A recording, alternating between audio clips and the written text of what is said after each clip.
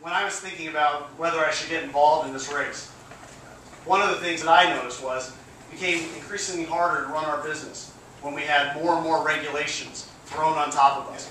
It became increasingly harder as taxes went higher and higher. U.S. businesses pay some of the highest taxes in the world. That makes it very difficult to want to start a business. And for all you small businessmen out there, you deserve congratulations for wading into the business world with taxes where they are. They're very high. Those aren't pro-growth policies. So I just thought that there was something wrong in Washington. I thought that our elected leaders were out of touch with what we needed. And we've seen the results of their policies. And you know what? It's been on both sides of the aisle. It's been on the Republican side and the Democratic side. Spending has just gone out of control. We spent too much under the Tom DeLay Congress, and we spent too much, way too much, under the Pelosi-Obama Congress of the last 2 years. In fact, in 1 year, Obama and Pelosi spent more than Bill Clinton spent in 8 years of his presidency. Wow. As Assemblyman Fitzpatrick said, that is completely unsustainable. That is a debt that we will pass on to our grandchildren. And that is not fair, and it's not good for our country. And we need someone who will go down to Washington with a businessman's perspective and say, we can't allow this to happen. We need to cut where we have to cut. We need to roll back spending to 2008 levels, non-defense spending to 2008 levels to balance our budget. And then what we need to do is enact pro-growth policies that will create jobs right here in Suffolk County. And we know what those are. It's cutting taxes. It's cutting the personal income tax. It's cutting the capital gains tax. It's cutting the corporate tax. That will unleash such a wave, a tidal wave, of job creation and creativity and job creation that it will pull us out of this recession that we're in. Because you know what? Right now, if you look at the markets, I think the Dow just a couple days ago had been plummeting again and it dropped under 10,000.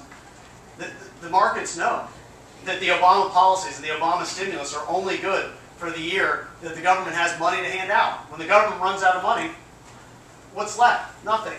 We have to build up our private sector. We have to build up our private sector by cutting taxes so that we'll create private jobs that are the engine of our economy. That's what we have to do. And we need leadership in Washington that will put those ideas on the table. It's common sense ideas, my friends. It's common sense ideas, and we have to enact them. But you know what? One of the biggest disappointments that I think people see with the Obama administration is they won't even focus on jobs. They won't focus at all on jobs. They want to talk about health care. They want to talk about cap and trade. They want to bow to princes in Saudi Arabia. They don't want to talk about jobs. They're not creating jobs. And that's something that I want to do.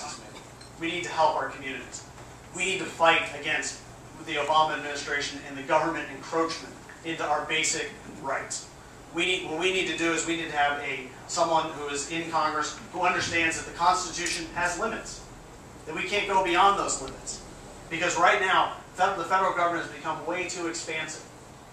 And that's not something that's good for our country. And the Obama administration is trying to dip its hand into every sector of our lives. And what we saw with the most recent Wall Street reform bill is what I see is a disaster for small businessmen. The way the government can control loans and the loan process is something that I think is not good for this country.